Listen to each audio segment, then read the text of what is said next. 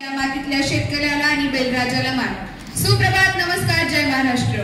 माननीय प्राचार्य, उपप्राचार्य, सर्व शिक्षक वर्ग, विद्यार्थ्यांनो आणि उपस्थित मान्यवरांना बैलपोळा या आपल्या संस्कृतीच्या आरशाच्या विशेष कार्यक्रमात हार्दिक अभिनंदन आणि मनपूर्वक स्वागत. जिथं रानाचं सौंदर्य मातीशी बोलतं तिथं बैल आणि शेतकरी जीवनाचं गाणं गातं. आज आपण इथे जमलो आहोत आपल्या जीवनात महत्त्वपूर्ण स्थान असलेल्या बैलाच्या पूजनासाठी.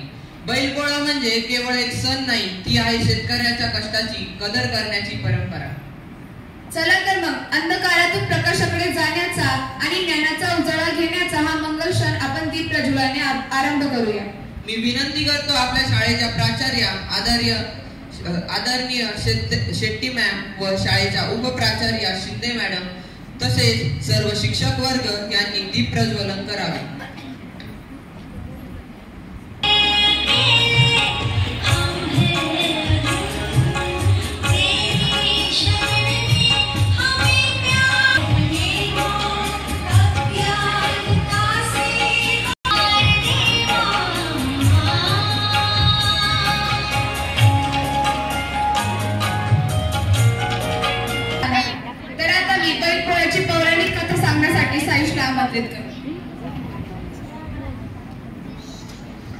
मी साईश खिलारी इयत्ता 9वीचा विद्यार्थी इथं बैलपोळ्याची पौराणिक कथा सांगण्यास उपस्थित आहे. महाराष्ट्रातील लोक पिठोरी अमावस्याला बैलपोळ्याचा उत्सव साजरा करतात. हा सण छत्तीसगडमध्ये देखील प्रसिद्ध आहे. या दिवशी पशुधनाची पूजा केली जाते. एकीकडे जिथं बैलांची पूजा केली जाते तर दुसरीकडे स्वादिष्ट व्यंजन बनवून त्यांची आस्वाद घेतला जातो. यासोबतच या दिवशी बैलांना सजवण्याची प्रतियोगिता देखील आयोजित केली जाते. पोळा सणाच्या शहरापासून तर गावांपर्यंत धूम असते, परंतु या सणाचे विशेष आकर्षण गावांमध्येच पाहण्यास मिळते. गावातील शेतकरी सकाळपासूनच बैलपोळ्याच्या तयारीला सुरुवात करून देतात. सकाळी लवकर उठून बैलांना आंघोळ घातली जाते. त्यानंतर त्यांना सजवून त्यांची पूजा केली जाते. घरातील स्त्रिया स्वादिष्ट व्यंजन पुरणपोळी व शिरा बनवतात. या दिवशी बैलांना पुरणपोळीचे जेवण दिले जाते. ज्या घरात बैलजोडी नसते ते लोक माती व लाकडाचे बैल देखील पुजतात. बैलपोळ्याचा सण शेतीवर आधारित सण आहे. हा सण आपल्या बैलांचे व शेती तसेच शेतकऱ्यांच्या कामी येणाऱ्या प्राण्यांचे महत्त्व सांगतो. निसर्ग, मनुष्य आणि सर्व प्राणीमात्रांमध्ये देव आहे व त्यांची पूजा हीच देवाची पूजा होय, याची जाणीव हा सण आपणास करून देतो. भारतीय संस्कृती मनुष्यासोबतच निसर्ग आणि प्राणीमात्रांची देखील पूजा करायला शिकवते. आपल्या धार्मिक ग्रंथामध्ये बैलपोळ्याची एक प्राचीन कथा पाहण्यास मिळते. या कथेनुसार एकदा भगवान शंकर आणि देवी पार्वती सारीपाटचा खेळ खेळत असतात. त्यावेळी देवी पार्वतीने खेळाचा डाव जिंकला, परंतु भगवान शंकर म्हणाले की हा खेळ मी जिंकला. या विषयावरून दोघांमध्ये वाद सुरू झाला. या खेळाचा साक्षी म्हणून समोर भगवान शंकरांचा नंदी बसलेला होता. त्यावेळी शंकरांनी नंदीला विचारले की तू सांग, डाव कोणी जिंकला? नंदीने शंकरांची बाजू घेत सांगितले की हा डाव शंकरांनी जिंकला. त्यावेळी देवी पार्वतीने रागात येऊन नंदीला शाप दिले की पृथ्वीलोकावर तुझ्या मानेवर जो बसवण्यात येईल व तुला खूप कष्ट करावे लागेल. हा शाप ऐकून नंदीला त्याची चूक लक्षात आली व त्याने देवी पार्वतीची क्षमा मागितली. यानंतर देवी पार्वतीने त्याला माफ करीत एक वरदान दिले की जरी तुला कष्ट करावे लागत असेल तरी वर्षातून एक दिवस तुझ्यासाठी आनंदाचा राहील. या दिवशी तुझी देवाप्रमाणे पूजा केली व तुला छान छान भोजन खाऊ घालण्यात येईल. आणि हाच तो बैलपोळ्याचा दिवस. तेव्हापासून पोळ्याच्या दिवशी बैलांची पूजा केली जाते. सण आला आनंदाचा, माझ्या सर्जा राजाचा, ऋण त्याचे माझ्या माती, सण गावाच्या मातीचा. बैलपोळ्याच्या हार्दिक शुभेच्छा. धन्यवाद. तुझ्या वाणीतील संस्कृतीची झलक आणि इतिहासाचं सुंदर दर्शन मनाला भावलं. शेतीची मशागत म्हणजे एक तीर्थयात्रा आणि बैल त्याचा निष्ठावान सोबती. आता आपण ऐकूया तृप्तीकडून बैलाचं शेतकऱ्याच्या आयुष्यातील महत्त्व व झालेले बदल यावर तिचं मनोगत. नमस्कार माननीय प्राचार्य, उपप्राचार्य, शिक्षकवृंद आणि माझे प्रिय मित्रमैत्रिणींनो. मी तृप्ती आज तुमच्या समोर बैलांचे शेतकऱ्याच्या आयुष्यातील महत्त्व व झालेले बदल या विषयावर माझे मत मांडणार आहे. शेतकरी आणि बैल यांचे नाते अविभाज्य नाते आहे. बैल हा केवळ जनावर नसून तो शेतकऱ्याचा मित्र, साथीदार आणि त्याच्या उपजीविकेचा मुख्य आधार आहे. शेतात नांगरणी असो, राबणी असो किंवा जनावरांची जोपासणी असो, प्रत्येक टप्प्यावर बैलाने शेतकऱ्याला साथ दिली आहे. जुन्या काळी तर शेतकऱ्याच्या घरातील आनंद आणि दुःखाचा तो साक्षीदार होता. पहाटेच्या पहिल्या किरणीपासून ते मावळतीपर्यंत शेतात नांगर चालवत असताना बैलाच्या गळातील घुंगरे आणि शेतकऱ्याच्या हातातील काठीचा आवाज एकरूप होतो. आणि ह्याच भर उन्हात जेव्हा माती तापते तेव्हा शेतकऱ्याच्या घामासोबत बैलाचाही घाम ह्या मातीत मिसळतो आणि याच घामातून त्यांचे अतूट नाते फुललेले आहे. म्हणूनच बैल हा शेतकऱ्याचा फक्त एक साथीदार नव्हे, तर तो त्याच्या स्वप्नांचा आणि आयुष्याला एक गती देणारा आधार होतो. पण आता काळ बदलला आहे. तंत्रज्ञानाच्या युगात ट्रॅक्टर, पंपिंग सेट, आधुनिक साधने आली आहे. बैलांवरची शेतकऱ्यांची अवलंबता कमी झाली आहे. आता शेतात ट्रॅक्टरचा आवाज ऐकू येतो. आधुनिक शेतीमुळे शेतकऱ्यांचे श्रम नक्कीच कमी झाले असतील, पण बैलाचे महत्त्व आजही कमी झाले नाही. बैलाचे स्थान शेतकऱ्याच्या मनात आजही कायम आहे. बैलपोळा, मिरवणुका, गाणी, लोककथा यामध्ये अनन्यसाधारण स्थान बैलाचे आहे. बैल म्हणजे परंपरेचे प्रतीक, संस्कृतीचे प्रतीक व मेहनतीचे प्रतीक आहे. काळानुसार शेतीत मोठे बदल झाले आहेत. पूर्वी शेतीची सर्व कामे बैलांच्या मदतीने केली जात होती, पण आता आधुनिक तंत्रज्ञानामुळे बैलांची जागा ही यंत्रांनी घेतली आहे. मित्रांनो, तंत्रज्ञान कितीही पुढे गेले तरी शेतकऱ्याच्या घामाशी, त्याच्या मातीशी आणि त्याच्या बैलांशी असलेले नाते कधीही तुटू शकत नाही. शेवटी मी इतकेच म्हणेन, बैल हे शेतकऱ्याचे जीवाभावाचे सोबती आहे. बदलत्या काळानुसार साधने बदलली तरी त्याचे महत्त्व आजही अविस्मरणीय आहे. धन्यवाद. खूप छान तृप्ती, तुझ्या विचारांनी ग्रामीण जीवनातल्या बदलांची खरीखुरी जाणीव करून दिलीस. रांगोळ्यांनी सजलेलं अंगण, फुलांनी बनलेलं बैल, हाच तर बैलपोळा. आता आपल्याला आर्यन सांगणार आहे बैलपोळा कसा साजरा करतात याविषयी सविस्तर माहिती. आला रे आला बैलपोळा, गाव झाला सारा गोळा, सर्जा राजाला घेऊन सारे जावला रावळा. बैलपोळा सणाच्या हार्दिक शुभेच्छा. सुप्रभात. मी आर्यन वाळे, इयत्ता 9वीचा विद्यार्थी. आज आपणास बैलपोळ्याबद्दल थोडक्यात माहिती सांगणार आहे. आज बैलपोळा वर्षभर बळीराजाच्या खांद्याला खांदा लावून काबाड कष्ट करणाऱ्या इमानी अशा बैलाप्रती सद्भावना व्यक्त करण्याचा दिवस. बैलपोळा हा महाराष्ट्रात साजरा होणारा एक महत्त्वाचा सण आहे, जो बैलांप्रती कृतज्ञता व्यक्त करण्यासाठी साजरा केला जातो. या दिवशी बैलांना सजवून त्यांची पूजा करून त्यांना विश्रांती दिली जाते. हा सण साधारणपणे श्रावण महिन्यातील पिठोरी अमावस्येच्या दिवशी येतो. बैलपोळा हा बैलांप्रती कृतज्ञता व्यक्त करण्याचा दिवस आहे.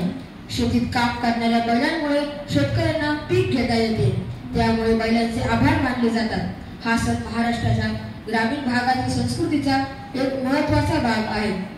पोळ्याच्या दिवशी शेतकरी बैलांना नदीवर किंवा ओढ्यात नेऊन स्नान घालतात आणि त्यांना हळद व तेलाने मालिश करतात. बैलांना नवीन नवीन झुलके, गळ्यातल्या माळा, कवड्या व घुंगरूंच्या माळ्या, नवी वेसन, नवा कासरा आणि पायात चांदीचे किंवा कडदोड्याचे तोडे घालतात. शिंगे रंगवतात आणि त्यावर बेगड लावतात. त्यांच्या पाठीवर गेरूचे ठिपके काढतात. घरांना आंब्याच्या पानांचे तोरण बांधतात आणि अंगणात आकर्षक रांगोळ्या काढतात. बैलांना गोड पुरणपोळी आणि सुग्रास अन्नाचा नैवेद्य देतात. पुरणपोळी, खिरपात, बाजरीची भाकरी, पिठला भाकरी, शेंगदाणा लाडू आणि विविध प्रकारच्या डाळी यासारख्या पारंपरिक पदार्थ बनवले जातात. स्त्रिया कुंकू, पाणी आणि मिठाईचे भरलेले पूजा थाळी घेऊन बैलांचे स्वागत करतात आणि तुपाचा दिवा लावून त्यांची आरती करतात. सजवलेल्या बैलांना गावातून मिरवणुकीसाठी नेतात. वाजंत्री, सनई, ढोल, ताशे वाजवत सर्व बैलजोड्या एकत्र आणल्या जातात. मिरवणुकीनंतर बैलांना मारुतीच्या मंदिरात घेऊन जातात आणि घरी आणल्यानंतर त्यांची ओवाळणी देखील करतात. या दिवशी बैलांना शेतीत काम करून देत नाही. विदर्भात पोळा हा 2 दिवसाचा उत्सव असतो. दुसरा दिवस म्हणजे तान्हा पोळा. या दिवशी मुले मातीच्या किंवा लाकडी बैलांना सजवून गावात फिरवतात. या दिवशी बैलाची शर्यती देखील आयोजित करतात. पोळा सण हा निसर्ग आणि प्राण्यांबद्दल आदर व्यक्त करण्याची शिकवण देतो. हा सण पावसाळ्याच्या समाप्ती आणि नवीन कृषी वर्षाची सुरुवात देखील दर्शवतो. बैलपोळा हा महाराष्ट्राच्या संस्कृतीचा अविभाज्य भाग असून तो केवळ एक सण नसून शेतकरी यांच्या आणि त्यांच्या बैलांमधील भावनिक बंधनाचे प्रतीक करतो. आज मी माझ्या भाषणाचे शेवट एका बैलाच्या गीताने करू इच्छित आहे. सन बैलाचा आज पोळा, गोठ्यातील बैले नाहू घाला, मखमली झुली, रंगीत शिंगे, कपाळी बांधली रेशमी बाशिंगे, ढवळ्या पवळ्या सजले धजले, गावभर बघा मिरवू लागले. आजच्या दिनी नाही काम धाम, पुरणपोळी खाऊन नुसताच आराम. धन्यवाद. सुंदर वर्णन आहे आर्यन. तुला ऐकताना असंच वाटलं की आपण प्रत्यक्ष त्या सणात सहभागी झालो आहोत. सुरांच्या गंधात मातीचा सुवास मिसळतो जेव्हा पारंपरिक गीत आपलं मन हरवून टाकतं. आता आपल्या बैलपोळा विशेष कार्यक्रमात एक भावगीत पारंपरिक लोक गीतातून सादर करणार आहे सोहम फटांगरे.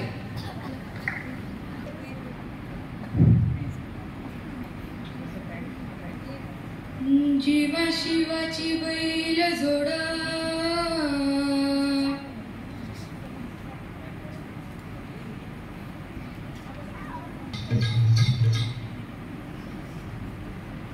जीवा शिवाची बैल जोडा, लावील पैजल आपली कुडा.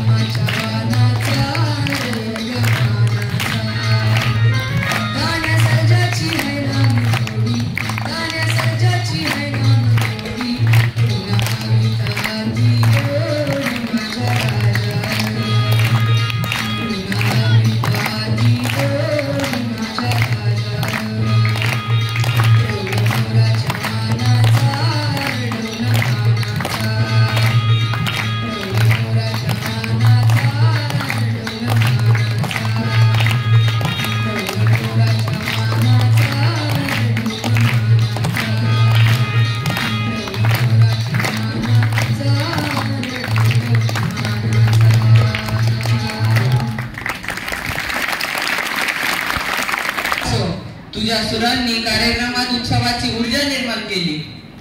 तर महाराष्ट्राची परंपरा असलेलं डोंबारी नृत्य सादर करण्यासाठी मी आमंत्रित करते 5वी ते 8वीच्या विद्यार्थ्यांना. काय नाही तर विचार करतो कसला? आपल्याला मुलगा असता तर बरं झालं असतं ना. का हो? असं कशापायी बोलतायसा? अगं आपण ठरलो डोंबारी, आपल्या पोटाची खळगी भरायची कशी, हा खेळ करायचा कोणी? बाबा आम्ही आहे की, आम्ही तिघी मिळून करू की डोंबाऱ्याचा खेळ.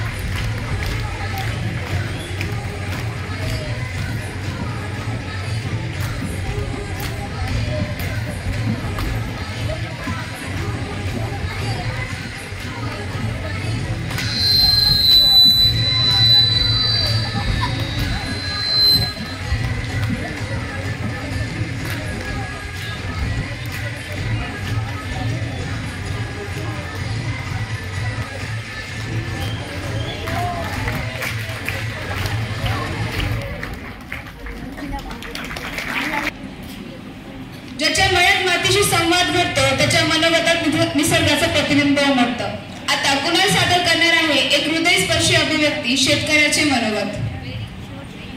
नमस्कार, मी कुणाल पवार, इयत्ता 9वीचा विद्यार्थी आज आपल्या समोर शेतकऱ्याचे मनोगत सादर करण्याचा एक छोटासा प्रयत्न करत आहे.